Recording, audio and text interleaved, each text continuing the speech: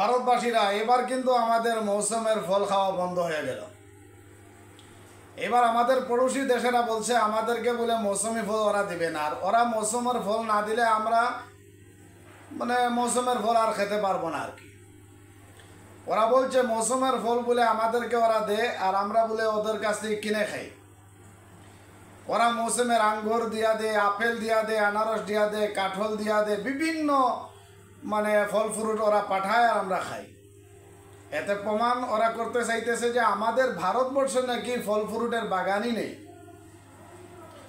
এই জন্য ভারতবাসীদের কাছে আমি অনুরোধ করব যে আমরা প্রত্যেকে আঙ্গুরের বাগান, আপেলের বাগান, আনারসের বাগান, ফল ফ্রুটসের বাগান আমাদের লাগাইতে হবে। আমাদের পড়োশি দেশের যে ভাই বলছেন যে আপনাদের দেশের ফল ফ্রুট আমরা খাই, আপনাদের এখানে বলে মৌসুমে মৌসুমে ফল ফ্রুট ধরে, তাইলে আপনারা জানেন না। এক নম্বর কথা হলো ভারতবর্ষের একটা রাজ্যর চাইতে আপনাদের দেশটা অনেক অনেক অনেক ছোট।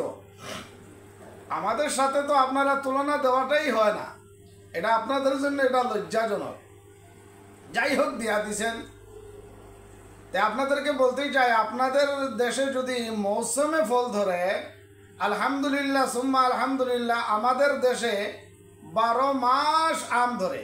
ভারতবর্ষে একটা রাজ্য আছে কেরালা, গুগলে সার্চ করে দেখবেন ভারতের কেরালা রাজ্যতে আম গাছে 12 মাস আম ধরে। যদি প্রমাণ লাগে বলবেন, অবশ্য প্রমাণ দিয়ে দিব।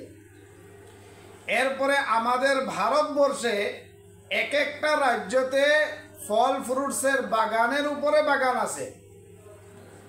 কাশ্মীরি আপেল এবং নার্সিকের আঙ্গুর এবং আপনার চিক্কু বলেন, মৌসুম্বি বলেন, মাল্টা বলেন, আলফোনসো ম্যাঙ্গো, যেটা পৃথিবীর মধ্যে সবচাইতে দামি যেটা আম, সেটা মহান আল্লাহ তাআলা আমাদের দেশে দান করেছে।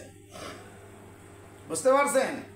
আপনারা কি আমাদেরকে ভয় দেখাচ্ছেন আপনারা মৌসুমের ফল না দিলে আর ভারতবাসীরা ফল খাবে না? এইটা বলেন ভারতবাসীরা যদি ফল ফ্রুট অন্য দেশে সাপ্লাই না করে তো অন্য দেশের লোকেরা ফ্রুটস খাওয়ার থেকে বঞ্চিত হয়ে যাবে, সেটা বলতেন, তাইলে মেনে নিতাম। আমাদের দেশে বাগানের উপরে বাগান, ফল ফ্রুটসের বাগানের উপরে বাগান ভাইরা, আর আপনারা আমাদেরকে ভয় দেখাচ্ছেন যে এবার মৌসুমের ফল আমরা খাবো না। আমাদের দেশে ভাই ফল ফ্রুটসের অভাব নাই, সেটা কোনো কথা না। আপনারা পড়োশি দেশের ফাইনাল ম্যাচ নিয়ে যেটা হাসাহাসি করছেন, এটা অত্যন্ত দুঃখজনক। এটা আপনাদের বহুত বড় ভুল কাম করেছেন, আপনারা এটা করতে লাগে না। কারণ বাংলাদেশেও শিক্ষিত দীক্ষিত মানুষ আছে আমরা জানি, আপনাদের দেশেও অনেক সম্মানী ব্যক্তি আছেন আমরা জানি, অনেক বড় বড় ওলামায়ে কেরামগণ আছে আমরা জানি এবং আমরা শ্রদ্ধা করি। যারা ভালো মানুষ, ভালো মানুষকে আমরা এনি টাইম শ্রদ্ধা করি, সম্মান করি।